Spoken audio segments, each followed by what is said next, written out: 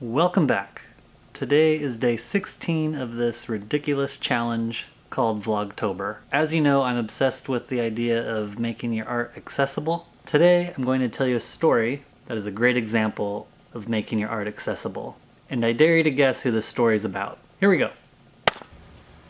So back in 1964, Andy Warhol painted 900 flower paintings. Yes, he had assistants helping him, and they were painting about 80 of these paintings a day. I'm sure a lot of you artists out there probably haven't even painted 900 paintings in your life, and here he was being that productive for one show. Or maybe it was 2 shows. Anyway, you guys can look it up.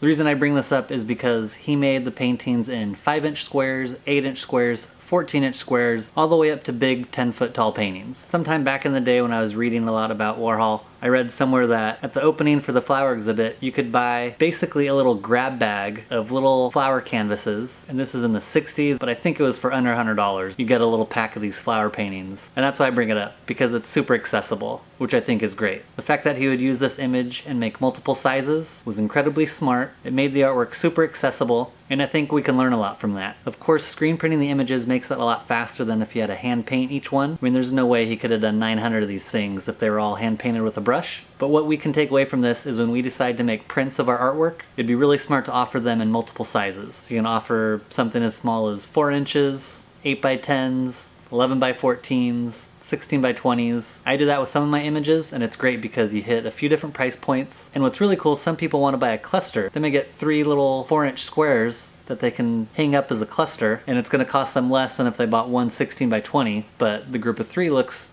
just as good. So that's just something to think about. I'm keeping this video short today because I still have a project I'm working on, and it's very close to the deadline, so I gotta get back to work. But I hope you liked that. Give it a thumbs up if you did. Hit the subscribe button so you don't miss the next video, and I'll see you all tomorrow.